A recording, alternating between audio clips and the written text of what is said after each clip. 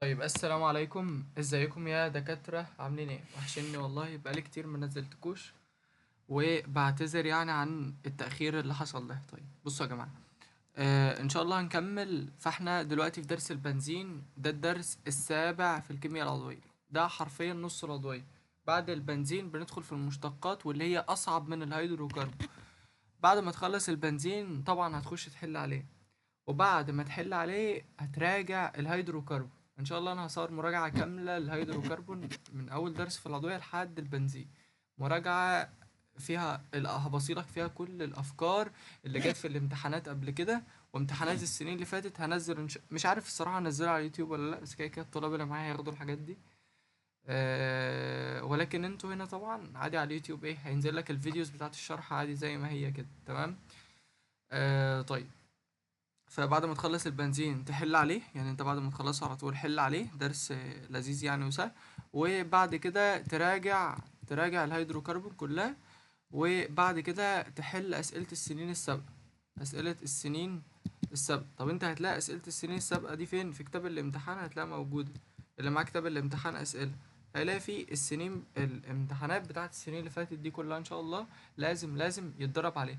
ومهم جدا ان انت تكون فاهم حل الاسئله، يعني انت ما يهمكش ان انت تعرف الاجابه وخلاص، لا احنا عايزين نفهم السؤال حرفيا جه كده ازاي، ولو جه مش عارف ايه بقى ايه، لو جه مش عارف ايه بقى ايه. فيبقى انت عندك توتال التفكير ده. طيب هشرح من هنا وفي الاخر نبقى نبص كده على الدرس في الكتاب نشوف ايه الدنيا. طيب بصوا يا جماعه، البنزين، بص البنزين العطري اسمه اصلا عطري علشان ليه ريحه. طيب فهو اصلا رمزه عامل كده، حلقه سداسيه الشكل، بتلاقي فيها تلات روابط باي. ممكن تلاقي التلاتة مرسومين كده، ده شكل. او ممكن تلاقيها مرسومة بشكل تاني. ازاي بقى؟ يعكس لك اماكن الدبل بوند، يخلي لك واحدة هنا، يسيب واحدة ويحط واحدة، ويسيب واحدة ويحط واحدة. او يجمع الاتنين دولت في شكل جديد اللي انت هتشوفه بقى كتير. ده معناه ايه؟ تعمل لي دايرة كده. فده شكل صحيح، ده شكل صحيح، ده شكل صحيح. طب ايه الفكرة؟ بص، هو ده لو انا جبت الرابطة دي هنا ودي نزلت هنا ودي نزلت هنا هنحصل على الشكل ده، تمام. طيب فالبنزين فيه تلات روابط باي، تمام. يعني معنى كده انه في كام باي الكترون؟ في 6 باي الكترون. خد بالك من الحتة دي، يبقى البنزين فيه تلات روابط باي. ففي كام باي الكترون؟ في 6 باي الكترون. طيب اشمعنى الرسمة دي سليمة والرسمة دي سليمة؟ لأن الروابط في البنزين بتبقى ايه؟ بتلف كده، بتعمل حاجة اسمها رنين، بنسميها بالانجلش حاجة اسمها ريزونانس. عشان لو حد دخل الكلية يفتكر الكلام ده، ريزونانس. الريزونانس اللي بتعمله الحلقة او الرنين ده، ده معناه ان التلات روابط في حالة عدم تمركز، فعمالين يلفوا كده على الحلقة. فده مدي استقرار كبير جدا للحلقة. خلاص.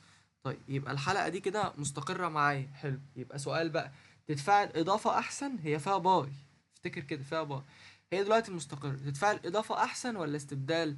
لا، هي الاستقرار اللي فيها كبير فالاستبدال فيها أسهل. طب هل مش بتتفاعل إضافة؟ لا بتتفاعل إضافة، ليها تفاعلين إضافة.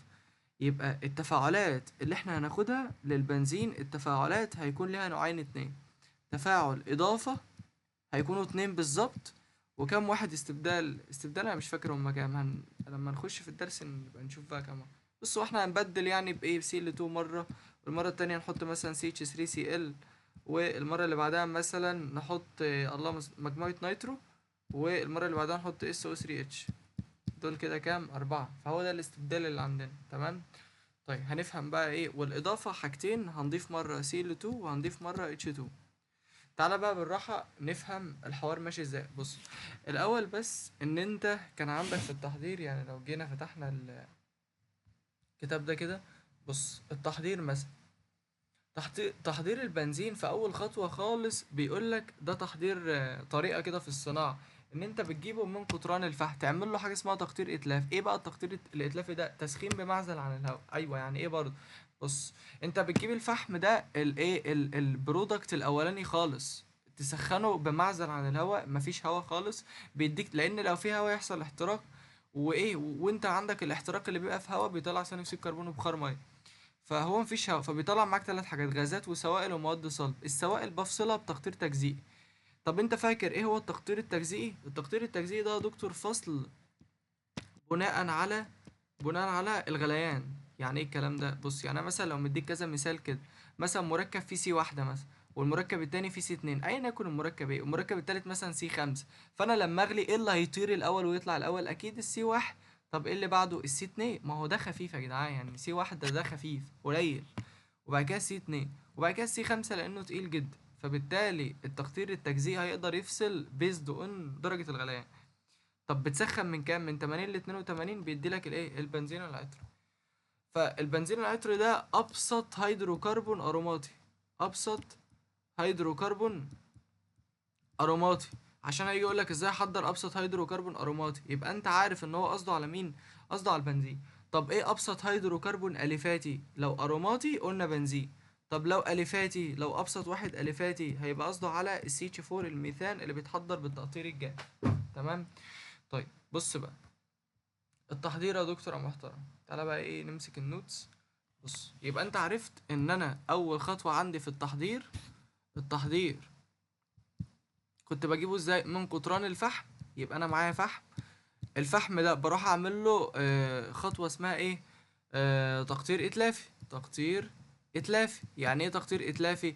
يعني تسخين، يعني نو اير وخلاص، نو اير، مفيش هواء، تسخين بمعزل عن الهواء. تمام. يدينا ثلاث حاجات: يديك غاز، ويديك سائل، ويديلك مواد صلبة، صح؟ طيب السوائل دي بقى بتفصلها بايه؟ بتفصلها بالتقطير التجزيئي، بالتقطير التجزيئي. طيب التقطير التجزيئي في الحالة دي كان بيفصل بناء على ايه؟ قلنا درجة الغليان. فالسائل ده بقى يروح يدينا الايه؟ البنزين. التسخين كان عند كام؟ من 80 ل 2. الطريقة دي ما بتجيش كتير، المهم الطرق اللي جاي. والتحضير في اي درس مهم جدا. يعني انت وانت بتذاكر اي درس كده، انت لازم تجيب التحضير ده تتقنه حرفيا.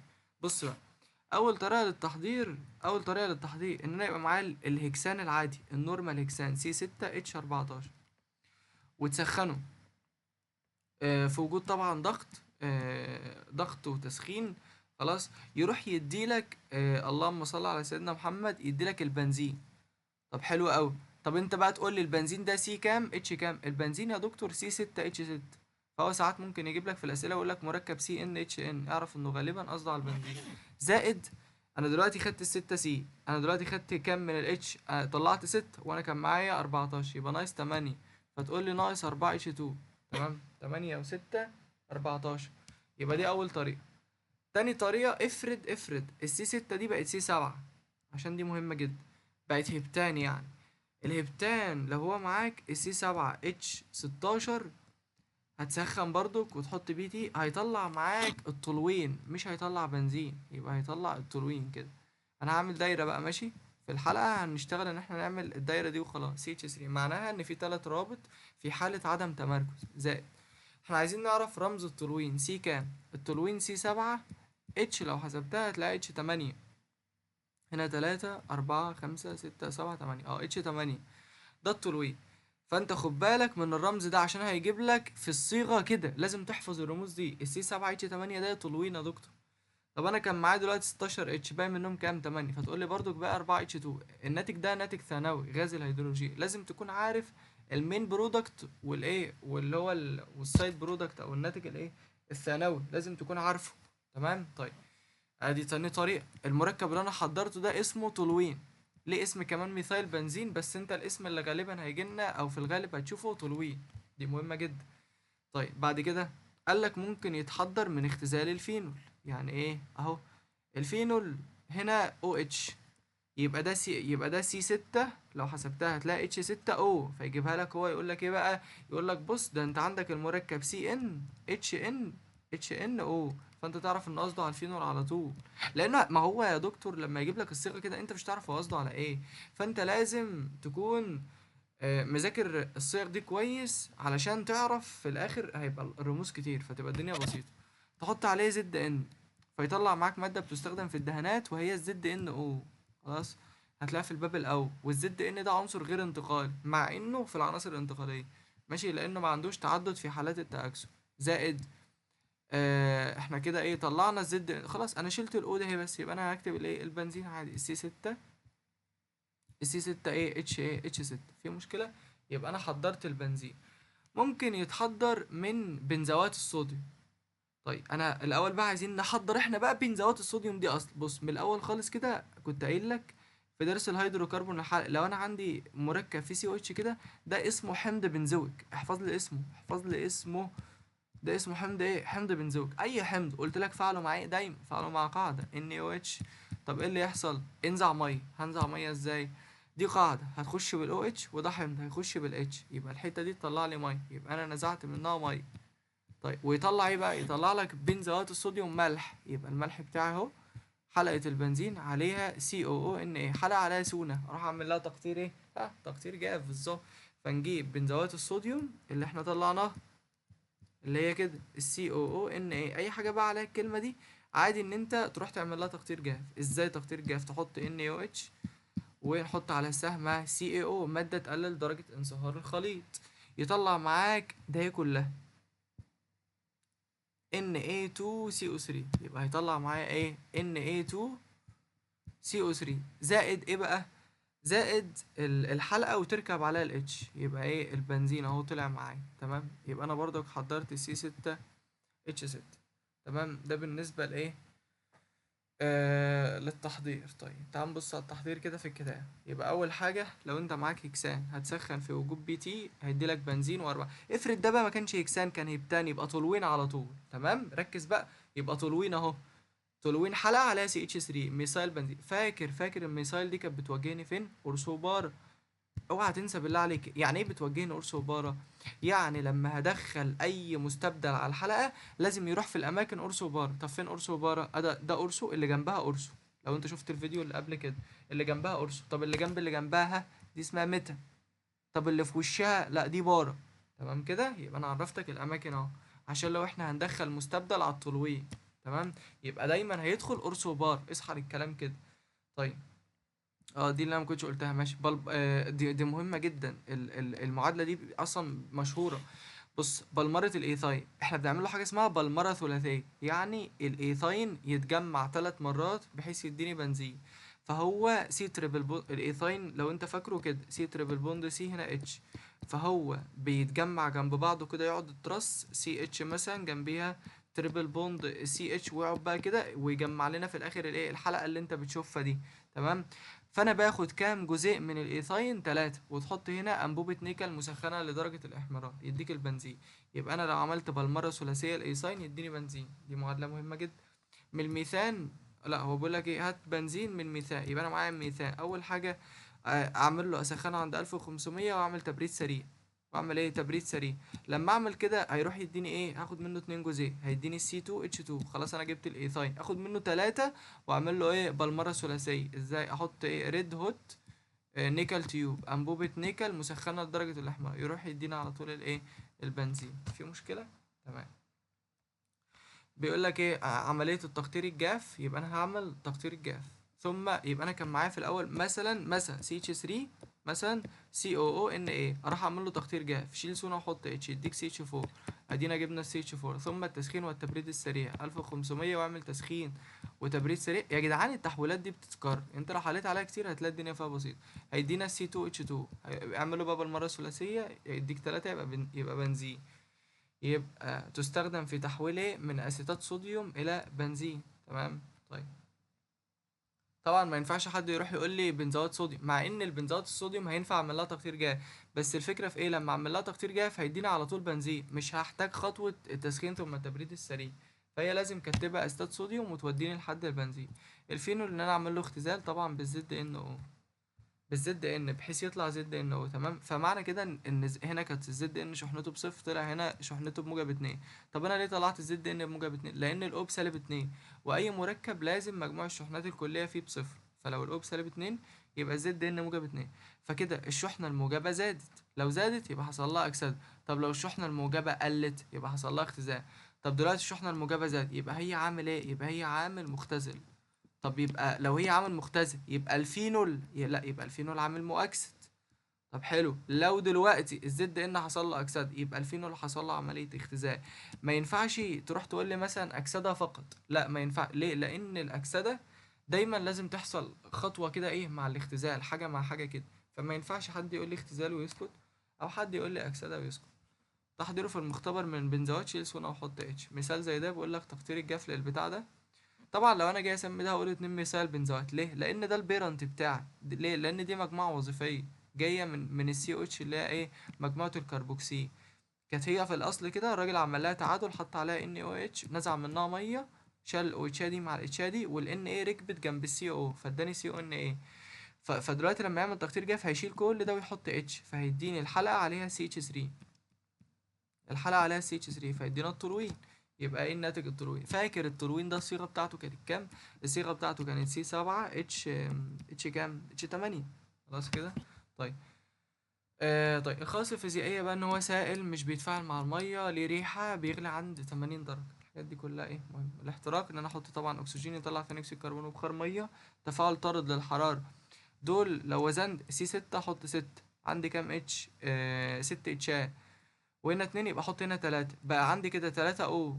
وبقى عندي هنا 12 او، يبقى 3 او و12 او، يبقى كده كام؟ 15 او. فعشان دي تتظبط احط لها 15 على الاتنين.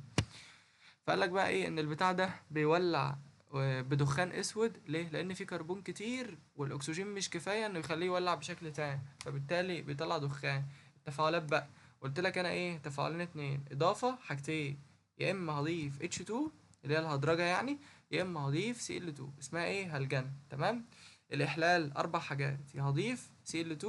الالكله هفهمها لك، انا كنت كاتب لك CH3Cl، بس انا برضو ده اسمه الالكايل يا جماعه، انا كده بضيف الكايل. الار ده بيتغير بقى، ممكن احط ميثايل على الحلقه، ايثايل، بروبايل، حسب السؤال وحسب التحويله اللي احنا عايزين نروح لها.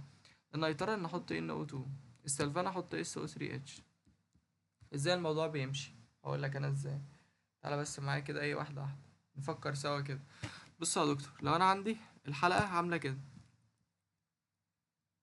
حلقه البنزين احنا قلنا ان هي فيها كام رابطه؟ باي 3. الاول نخلص تفاعلات الاضافه مره واحده. فانا دلوقتي عندي كام واحده باي؟ انت قلت 3، يبقى انا محتاج كام مول جزيء هيدروجين؟ محتاج 3 H2. محتاج ايه؟ 3 H2. طب يا دكتور ال3 H2 دولت كام هيدروجين؟ 6 ذرات هيدروجين او 6 مول ذرة هيدروجين. فلما يجي يطلع معايا الحلقة او الناتج، يا ابني انت بتعلق ليه دلوقتي؟ طيب لما يجي يطلع معانا الناتج، لما يجي يطلع معانا الناتج خلاص انا كده هشيل اي دبل بوند، ويبقى المركب اللي اتكون سي 6 اتش كام بقى؟ اتش 6؟ لا، ما هو ده اصلا كان سي 6 اتش 6 صح. انت اول تفاعل ده كان اضافه، فيبقى سي 6 اتش كام؟ اتش 12. تمام. ليه؟ لان ضفت 6 اتشات. فانا كده جبت هكسان حلقي. فانا ممكن اقول لك من هكسان عادي هات هكسان حلقي. هكسان عادي تسخنه تجيب بنزين وتطلع 4 اتش 2، تجيب البنزين تعمل له اضافه هيدروجين تطلع الهكسان الحلقي. طب افرض انا عايز اضيف سي ال 2 دلوقتي، هتاخد منه 3 جزيئات، هيدي لك الايه، السداسي كلورو هكسان حلقة. تحط هنا طبعا سي ال، كل واحده فيها سي ال. طبعا هنا في اتش بس مش مكتوبه، متصمكش. هنا في اتش بس ايه، انا مش راسمها. تمام. طيب ليه؟ لان انا بضيف مش ببدل. فالمركب ده عباره عن سي 6 اتش 6 سي ال 6. المركب ده اسمه ايه؟ اسمه جامكسان. طب ده ايه؟ ده مبيد حشو. هيجي يسألك فيه يقول لك ازاي احضر الجامكسان، تقول له معايا تتصرف وتجيب البنزين. قلت لك مثلا معاك ايساي بالمره ثلاثيه، تجيب منه 3 يعني يديك بنزين، تجيب البنزين تحط 3 سي ال 2 يديك جامكسان. طيب يبقى ده الاضافه. تعال بقى نبص عليها هنا. يبقى الاضافه حاجتين، يا اتش 2 يا ايه، يا هالوجين. اتش 2 هدرجه او هلجنه، يا الهالوجين. اول واحد ال H2، تحط على السهم حرارة وايه وضغط وعامل حفاز يديك الهكسان الحلقي. فده كان سي 6 اتش 6. تمام. اما ده سي 6 اتش كام؟ اتش 12. طيب بعد كده سبحان الله قال لك اهو هكسان حلقي من هكسان عادي. على فكرة ما بقاش بص على الحاجات دي قبل ما بشرح يعني. يعني ايه يعني ببقى ايه اللي هو بنتكل على الله على طول. طيب بص، فجاب ايه السي 6 اهو، سخنه وجاب منه بنزين. البنزين عمل له ايه عمل له اضافه هيدروجين، طلع ايه السي 6 اتش 12. تمام. طيب شوف بقى هنا بيقول لك ايه، عايز يجيب الكان حلقي هكسان حلقي يعني من كربيك كالسيوم. يا باشا انت معاك كربيك كالسيوم، من مذاكرتك للالكاين تبقى عارف ان ده لو حطيتنا قط عليه ميه يديلك يا جدعان السي 2 اتش 2 الايثاين ده من اهم الدروس في المنهج حرفيا، لازم تبقى مذاكره كويس. تروح تجيب انت السي 2 اتش 2 ده، تروح تعمل له بالمره ثلاثيه، يعني ايه تاخد منه 3. طب بص اصلا 3 في 2 ب 6، و3 في الاتنين دي كمان 6، يبقى هو انا اصلا هجيب سي 6 اتش 6. طبعا بتحط هنا انبوبه نيكل مسخنه للاحمرار، تطلع معاك بنزين. خدت بالك معايا؟ تعمل لده هدرجه ب 3 اتش 2، يطلع معاك الايه البنزين البتاع اللي هو الايه الهكسان الحلقي. تمام. يبقى اول حاجه التفاعل مع الميه، يبقى يا دي يا دي. بعد كده بلمره، بعد كده هدرجه يبقى الف. تمام. طيب الهالوجينات بقى، اه ان انا احط عليه سي ال 2، شرط من شروط التفاعل ده عشان يتم لازم تحط على سام يو في، لازم. ليه؟ ده شرط كده زي تفاعل الالكان كان لازم يو في، ما ينفعش في الظلام التفاعل ده يتم. يديك الجامكسان او الاسم تاني سدوس كلوروهكسان حلقي، ده كان سي 6 اتش 6 زي ما قلنا، ده هيطلع معاك سي 6 اتش 6 سي ال 6. تمام. طيب بدايتك فين الاختزال على طول، يديك بنزين، هات بنزين حط عليه 3 سي ال 2 يديك جامكسان. تمام. بعد كده الاحلال يعني ايه؟ يعني ادخل اي حاجه على الحل، احنا قلنا كذا حاجه، يا هالوجين مثلا سي ال 2 بي ار 2 اي حاجه من الحاجات دي، والالكله اي ار اذا كان، يعني ايه ار عشان بس يبقى لو حد مش فاهم، الار الكان شلت منه اتش، فمثلا انا عندي سي اتش 4 ده اسمه الكان، الالكان ليه الكايل، ده من الاساسيات اصلا بيترمز له برمز ار، فالالكايل بتاع سي اتش 4 سي اتش 3. طب لو مثلا عندي سي 2 اتش 6 يبقى الالكايل بتاعها سي 2 اتش 5. لو مثلا عندي سي 3 اتش 8 يبقى الالكايل سي 3 اتش 7 وهكذا. تمام. فالالكايل ده مختلف فحسب السؤال او حسب الايه الحل، هنحط الار ده براحتنا يعني. النيترة هندخل ان او 2، السلفانا هندخل اس او 3 اتش بس. طيب تعالى بقى ايه نعمل التفاعلات دي كلها كده ايه مرة واحدة. بص هجيب حلقة البنزين اهي، خلينا نكتب الدبل بوند عشان نوضح الاستبدال بيحصل ازاي. بص انا اول تفاعل مثلا ان انا عايز اضيف سي ال 2، لازم شرط اساسي تحط عامل حفاز، العامل حفاز يكون اف اي سي ال 3 او اي ال سي ال 3، اي حاجه من الحاجات دي. طيب اللهم صل على سيدنا محمد. انا عايز اقول لكم حاجه اصلا، يعني هي علميا انت بتحط اكس 2، يعني ايه الهالوجين ثنائي بي ار 2 مثلا سي ال 2 اي حاجه، والعامل الحفاز اللي بيتحط بيبقى مثلا يا اف اي اكس نفس الاكس اللي انت مختارها هنا، لان دي مهمه. فمثلا ايه اف اي اكس 3 او اي ال اكس 3. تمام. فبيبقى نفس الحاجه، بحيث اصل المفروض ان انا اطلع اف اي سي ال 4 وبعد كده ارجع السي ال، يعني ايه بحيث ان ده يبقى على بعضه كده. تمام. فبيبقى ده زيه، لان ده زي تفاعل هناخده كمان شويه بالظبط. تمام. ده علميا انت عندكم في الكتاب ما كانش موضح الحته دي قوي، بس جه عليها سؤال كان تقريبا في كتاب التفوق، هوريكم دلوقتي لا كان في حل في اسئله من اسئله السنين اللي فاتت كمان طيب بص احنا دلوقتي عايزين نعمل تفاعل استبدال. والله بص يا دكتور السي ال 2 دي لو وضحتها لنفسي كده، دي معناها ان انا عامل سي ال شبكه في سي ال، انا قلت لك ده يا اما اف اي سي ال 3 يا اما اي ال سي ال 3، اي حاجه اي عامل حفاز فيهم هيمشي الدنيا عادي. طبعا هنا في اتش اي، ايه اللي يحصل؟ هتشيل اتش اي مع السي ال واطلع ايه، يبقى انا هطلع اتش سي ال واكتب كلورو بنزين بس. انت طبعا بقى لازم تعرف الكلور بيوجهني فين، هل الكلور فيه او؟ لا، يبقى يوجهني اورثو بارا، اي حاجه فيها او بتوجه اورثو بارا، ما عدا الاو اتش بتوجه ميتا. اي حاجه فيها او، فيها حرف الاو كده توجه ميتا، عدا الاو اتش هتوجهني فين؟ اورثو بارا، فيها او بس هتوجهني اورثو بارا. تمام. فمثلا السي ال لو ركبت هتدخلني اورثو بارا، فمثلا الاماكن اللي هروحها يا هنا يا هنا يا هنا، مش هينفع طبعا اروح المكان ده، ليه؟ لان ده متر، ومش هينفع اروح المكان ده متر. فاهم قصدي؟ ده لو انا عايز ادخل مستبدل جديد على الحلقه مع الكلوب. طيب يبقى تاني كده، يبقى لو انا معايا الحلقه اهي. تمام. اول تفاعل ان احنا عايزينه نوضح ان في اتش محطوطه هنا، احنا هنحط كذا حاجه، وليكن مثلا اول مره ان انا احط سي ال 2 ونحط على سهم اف اي سي ال 3، يحصل تفاعل استبدال ازاي؟ احط كلورو بنزين خلاص ويطلع معاك اتش سي ال. اي بقى حاجه عايز تجيب برومو بنزين بنفس الطريقه. طيب بعد كده تضيف ار اكس، هي القانون بشكل عام ار اكس. افرض انت عايز تجيب سي اتش 3 اكتب سي اتش 3 وتحط معاه لازم سي ال. وبعدين هنا بتحط يا هي اصلا اسمها عمليه الكله، التفاعل ده اسمه الكله، انما التفاعل اللي فوق هلجنه ليه؟ لان ضفت هالوجين.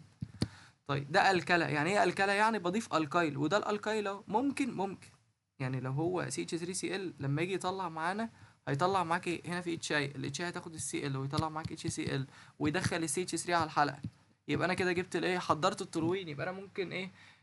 مثلا ممكن التولوين كده حضرته بشكلين، من هبتان قدرت ان انا احضر تولوين، ومن بنزين حضرت تولوين. ممكن دي تتغير، يعني مثلا تبقى C2 مثلا H5Cl عادي مفيش مشكله. هتجيب بقى الحلقه، يبقى ده يديك الايه؟ الحلقه، وتطلع الاتشاي مع الCl وتدخل الC2H5. مفيش على حسب الهالوجين. انت بتشيل الCl وتشبك. انت صعبه كده ان شاء الله ان شاء الله. بص الCH تبقى كده اهو، يبقى ايزوبروبايل مثلا كده اهو يا باشا، CH3، وعايز تفاعل ده مع بنزين مفيش اي مشكله. تفاعل اسمه فريدل كرافت، العالم اللي عمله. فتطلع الاتش سي ال ده اهو وتشبك من السي اتش، يبقى المركب اللي هيطلع 2 فينايل 2 فينايل بروبان اهو، سي اتش اهو، وهنا في سي اتش 3 طبعا، وهنا ايه؟ فيها سي اتش 3. تمام.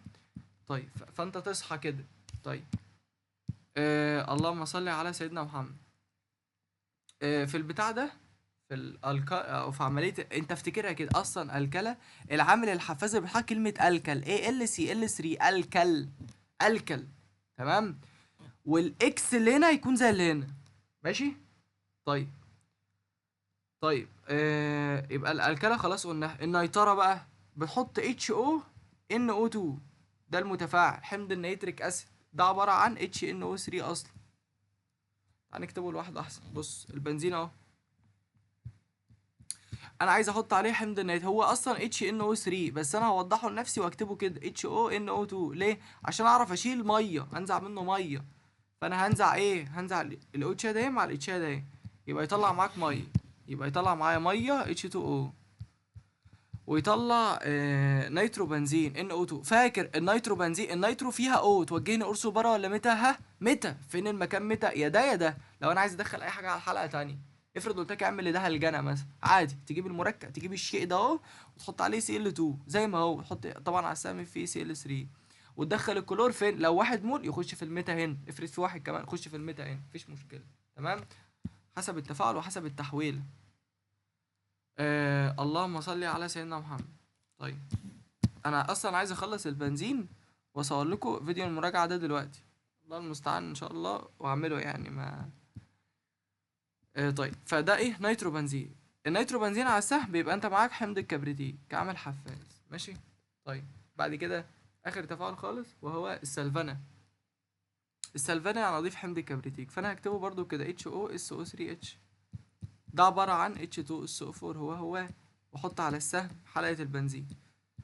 حلقة البنزين، طب ايه اللي يحصل؟ حلقة البنزين طبعا عليها اتش، الاتشاية دي دول مع بعض كده يطلعوا لي مية، ويديني الحلقة بتاعتي اللي هي عاملة كده وعليها SO3H. طبعا ده حمض اسمه ايه؟ حمض ده بقى اسمه حمض بنزين، ها سلفونيك. سلفونيك ده بقى ينفع افعله مع قاعدة NaOH، هتشيل اتش وتحط مكانها Na، يبقى احنا جبنا ملح صوديومي من بنزين حمض سلفونيك. تعال نبص بقى التفاعلات. الهلجنة بالإحلال Cl2 تحط لي على السهم FeCl3. طيب يحصل تفاعل استبدال وندخل الكلوروبنزين على الحلقة زائد ال HCl. طيب بص بقى، قالك ان انا ده كلوروبنزين اهو وده كلوروبنزين شابكين مع ايه؟ مع ايثان اهو. المركب ده اسمه DDT، ده اسمه ايه؟ داي كلورو داي فينايل تراي كلورو ايثان. يعني انا عندي ايثان اهو كربونتين، وفي تراي كلور، ادي ايثان اهو كربونتين، وفي واحدة 2 3 كلور، وفي ثنائي فينايل داي فينايل داي كلور، ثنائي فينايل، وكل فينايلاي فيها كلور، فده مركب الدي دي تي. تمام. وده برضو كان بيستخدم كمبيد حشو. بص بقى الالكلا او فريد الكراف، بص بتحط RX، الار بيتغير زي ما احنا قلنا، والاكس الهالوجين، وتحط الكل. تفتكر ان انا بحط على سهم LCl3، فالسي اتش 3 هتركب على الحلقه طبعا، توجه فين؟ قرص وبار. ماشي. يمكن تحضير البتاع ده C8H10. بص بقى يا دكتور، انا عايزك تفرق لي ما بين مركبين. الC8H10 ده اسمه ايه؟ ايثايل بنزين. شوف المركب مكتوب مستحيل تعرفه، لو حد مش مذاكر ولا بيكتب ورايا الحاجات دي مستحيل تعرفه، جه في تجربة 21. طيب السي 8 اتش 10 ده ايثايل بنزين. افرض الراجل بقى جاب لك سي 10 مثلا اتش 8، دي التربيط بقى، دي الحاجات اللي تساعدك. ده يا جماعه اسمه نفثالين. تمام، ده اسمه ايه كده؟ ده اسمه نفثالين. فانت لازم تفرق ما بين ال ال الايثايل بنزين والنفثالين. طيب فانت شوف، ركز في الرمز اللي بيدول. طيب فده مثلا ايثايل بنزين، يبقى يجي ازاي بنزين؟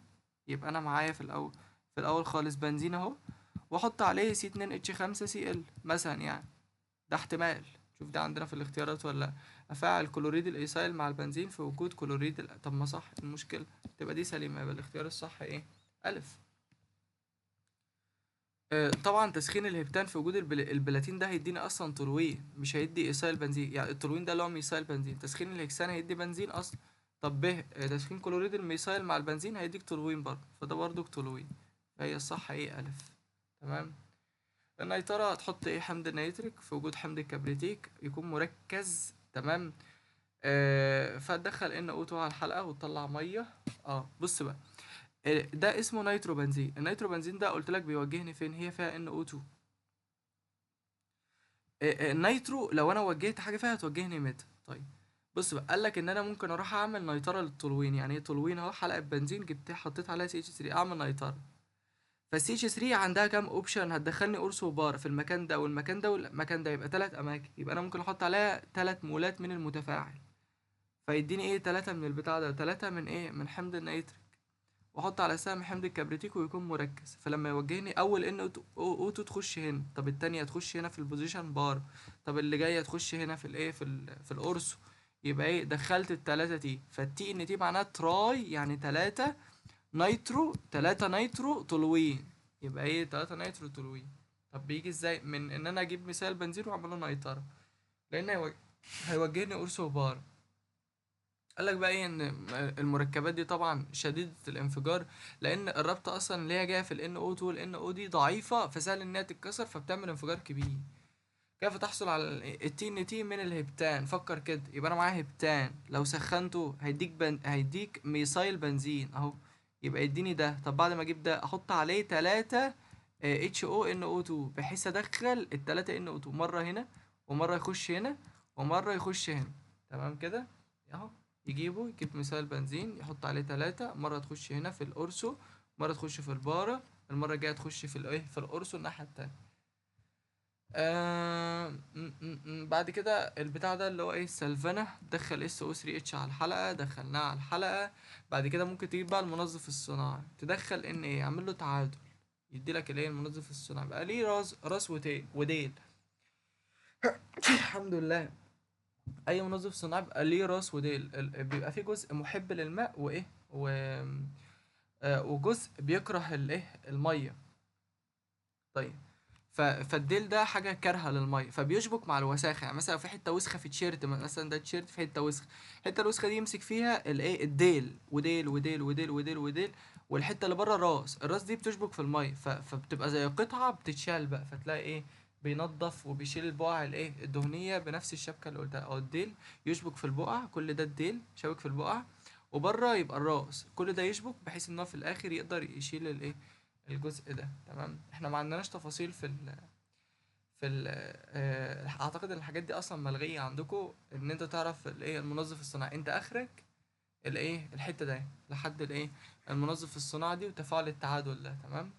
وده بالنسبه لايه؟ لدرس البنزين تفاعلات. عادي. تعالى ايه؟ نراجعها كده سريعا. بص، التحضير. اول حاجه التحضير ان انا ايه؟ اعمل بلمره ثلاثيه للالكاين للايثاين اللي كان بيجي من كربيك كالسيوم يدينا بنزين. ده ايثان اداني بنزين. اعمل اختزال للفينول بنزوات صوديوم، اعمل لها اعمل لها سوري تقطير جاف يديني بنزين. البنزين تفاعلين اتنين، هدرجه وعندي هلجنه. طيب هدرجه طبعا بالاضافه وهلجنه بالاضافه، احط UV. او ان انا احط اعمل له تفاعل استبدال FeCl3 يدخلنا كلورو بنزين. وهنا ان انا احط مجموعه نيترو، قلنا لازم انا معايا حمض الكبريتيك. اعمل الكلا ادخل اي، ده بيتغير بقى، ما بصمجليش السي اتش 3، هيتغير في الاسئله قسما بالله. تمام. وده ايه؟ حمض بنزين سلفونيك، وكان ممكن اعمل له تعادل ويديني المنظف الصناعي بس. بعد كده ده اختبار، انت المفروض بقى تحل وبعد كده تراجع وبعد كده تمتحن. ونكتفي بهذا القدر إن شاء الله.